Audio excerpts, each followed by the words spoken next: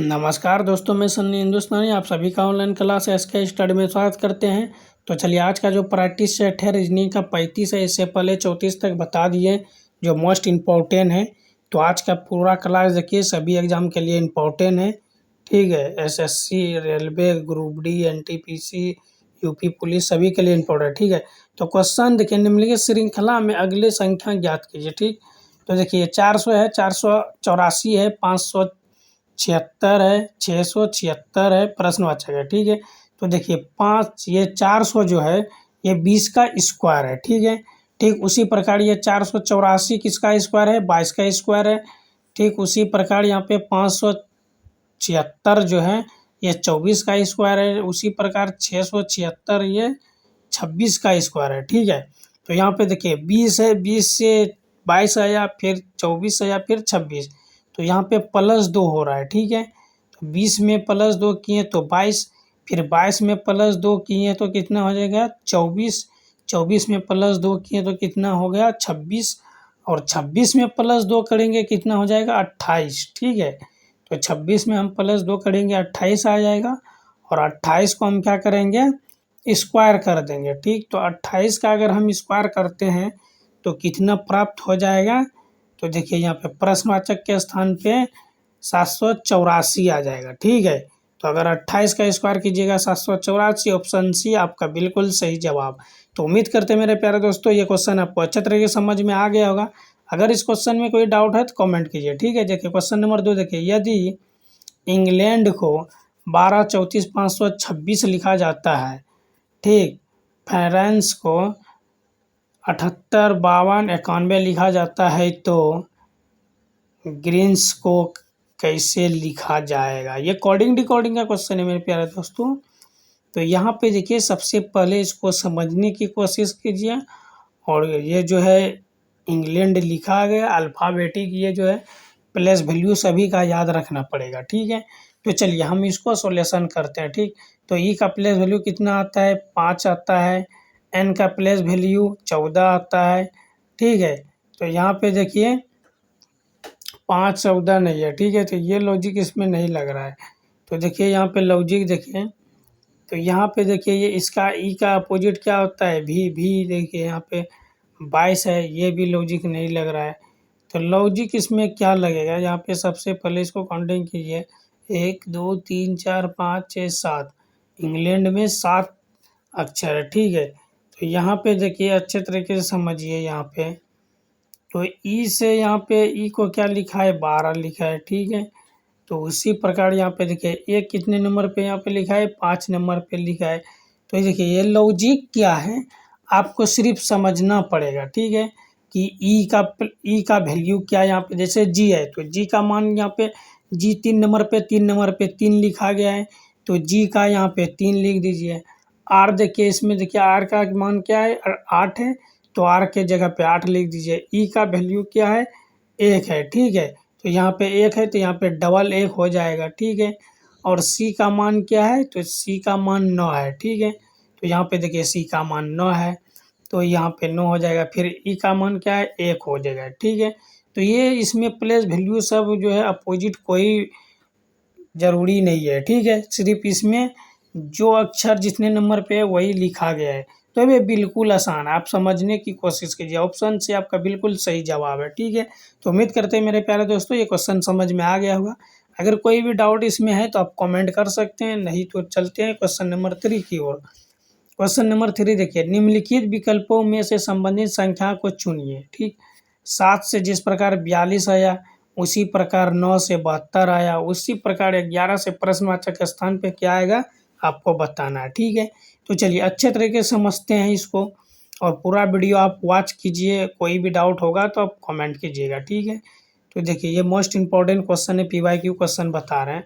देखिए 7 से 42 आया, ठीक है, तो उसी प्रकार 9 से 72, फिर 11 से क्या आएगा, तो यहाँ पे देखिए 7 से अगर 42, 6 से हम गुना करते हैं, पहला लॉजिक क्या दिखाई दे रहा है, अगर 6 से गुना करते हैं 6 से 42, ठीक है, फिर यहाँ पे 9 है, 9 से 2 अगर गुना करेंगे 9 8 72, ठीक है, तो यहाँ पे देखिए लॉजिक क्या लग रहा है, 6 से गुना हो रहा है, फिर यहाँ पे 42 आ गया, ठीक है, फिर यहाँ पे 9 से अगर 72 लाना है, ठीक, तो यहाँ पे किससे गुना करेंगे, 8 से गुना करेंगे। यहाँ पे देखिए 9 8 72 होता है, ठीक है। तो यहाँ पे 6 से अगर हम गुना करते हैं, ये लॉजिक नहीं लग रहा है, ठीक। तो लॉजिक यहाँ पे क्या लगेगा, देखिए यहाँ पे अगर 7 का हम स्क्वायर करते हैं कितना होता है, 49 होता है, ठीक है। तो 49 में हम क्या करेंगे, 7 को माइनस कर देंगे, तो ये कितना आ जाएगा, 42 आ जाएगा, ठीक है। तो देखिए ठीक सेम उसी प्रकार हम क्या करेंगे, 9 का स्क्वायर करेंगे, ठीक है। तो देखिए अगर हम 9 का स्क्वायर करते हैं तो 9 का स्क्वायर कितना होता है, 81 होता है, ठीक। और 81 में 9 को हम माइनस कर देंगे तो कितना हो जाएगा, ये 72 आ जाएगा, ठीक है। तो सेम लॉजिक 11 के साथ हम लोग यूज करेंगे। तो 11 का अगर हम स्क्वायर करते हैं, ठीक है, तो 11 का हम स्क्वायर करते हैं कितना आ जाएगा, 11 का स्क्वायर होता है 121, ठीक है। तो 11 का स्क्वायर 121 होता है और माइनस क्या करेंगे, इसमें 11 को माइनस कर देंगे, ठीक है। तो यहाँ पे अगर माइनस 121 को माइनस 11 करेंगे तो 110 प्राप्त हो जाएगा, प्रश्नवाचक स्थान पे 110 आ जाएगा, ठीक है। तो किस ऑप्शन में है, ऑप्शन बी में है, तो आपका वो बी जो है वो बिल्कुल सही है। तो उम्मीद करते हैं मेरे प्यारे दोस्तों ये क्वेश्चन समझ में आ गया होगा। अगर कोई भी डाउट है तो आप कमेंट कर सकते हैं। चलिए क्वेश्चन नंबर 4 देखिए, उस वेन आरेख का चयन करें जो दिए गए वर्गों के बीच के संबंध को सही ढंग से निरूपित करेगा, ठीक। संचार है, खिलौना है, बोलना है, ठीक है।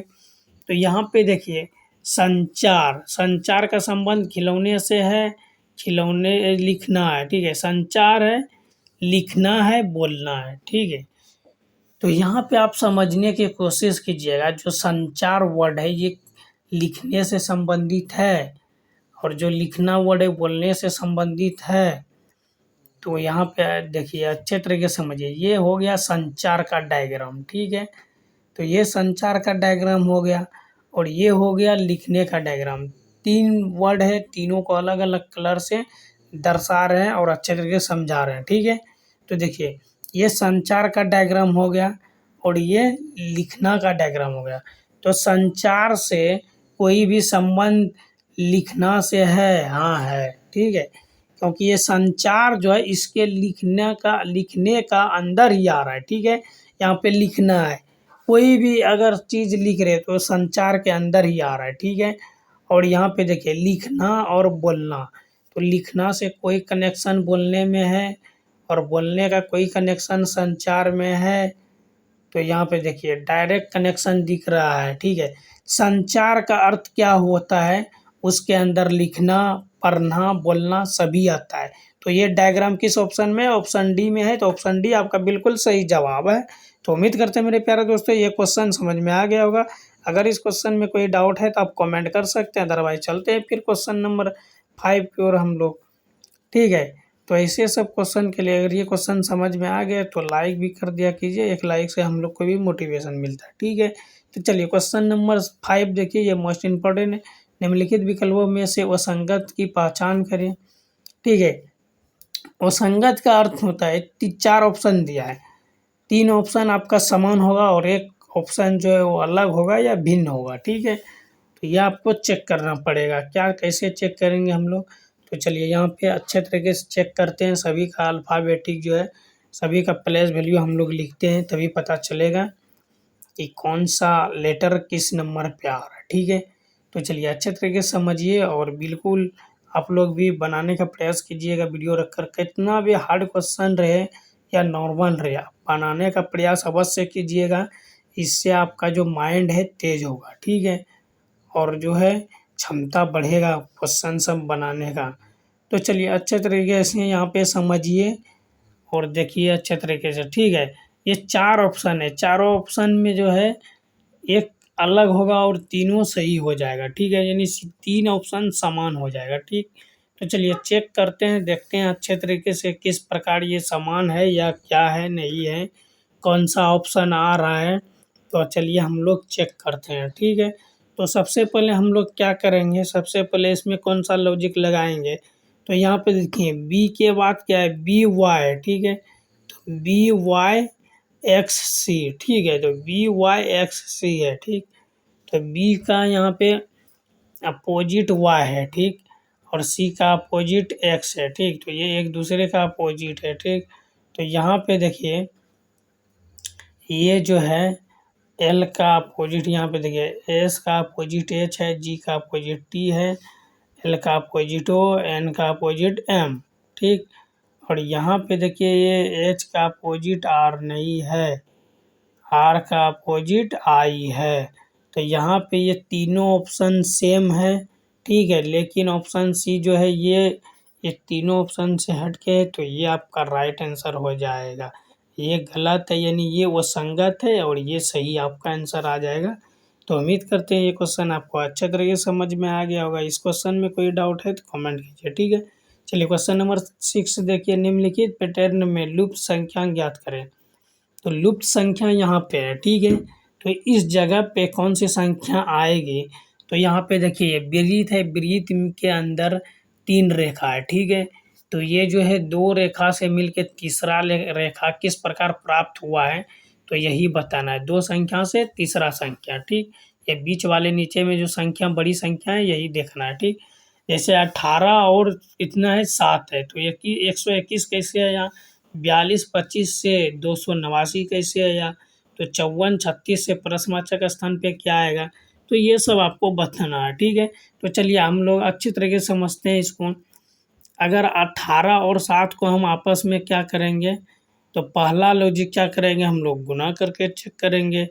घटा करके अगर चेक करते हैं यहाँ पे कितना आ रहा है 11, और 11 का अगर हम स्क्वायर करते हैं तो 121, यानी ये दोनों संख्या को आपस में माइनस कर देंगे और जो संख्या प्राप्त होगा उसका हम स्क्वायर कर देंगे, ठीक है। तो यहाँ पे 42 में 25 को हम माइनस करेंगे 17 आ जाएगा, और 17 का अगर स्क्वायर करते हैं तो ये 289 प्राप्त हो जाता है, ठीक। उसी प्रकार 54 को 36 में माइनस करेंगे, ठीक है। तो 54 में अगर 36 को हम माइनस करते हैं तो कितना आ रहा है, यहाँ पे देखिए इसको अच्छे तरीके से समझिए, ठीक है। ये 18 आ रहा है, अगर 18 का स्क्वायर करते हैं तो कितना आएगा, 18 का स्क्वायर कितना होता है 324 होता है, ठीक। तो यहाँ पे प्रश्नवाचक के स्थान पे 324 आ जाएगा। 324 ऑप्शन डी में है, तो ऑप्शन डी आपका बिल्कुल सही जवाब है। तो उम्मीद करते हैं मेरे प्यारे दोस्तों ये क्वेश्चन अच्छे तरीके से समझ में आ गया होगा। अगर इस क्वेश्चन में कोई डाउट है तो आप कमेंट कर सकते हैं। चलिए क्वेश्चन नंबर 7 देखिए, एक ही पासे में 4 अलग अलग स्थितियां दर्शाई गई है, उस चिन्ह का चयन करें जो प्लस चिन्ह वाले फलक के विपरीत फलक पर आएगा, ठीक है। तो यहाँ पे देखिए 4 पासा दिया गया है, पासा का तो आपको अच्छे तरीके से बता दिए हैं, ठीक है। डाइस का जो चैप्टर है अच्छे तरीके से बता दिए, अगर नहीं देखें आप लोग तो हमारे चैनल पे जाइए और देखिए, पूरा बेसिक से बताएं हैं, ठीक है। सिंगल डाइस का अपोजिट पूछेगा, डबल डाइस, ट्रिपल, 4 डाइस, ठीक है। तो यहाँ पे क्या पूछा है, प्लस का अपोजिट, ठीक है।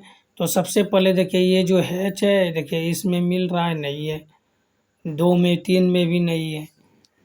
तो यहाँ पे देखिए ये जो है नीचे में देखिए हैच है, और यहाँ पे देखिए हैच और माइनस, तो यहाँ पे ऊपर में मिल रहा है, ठीक है।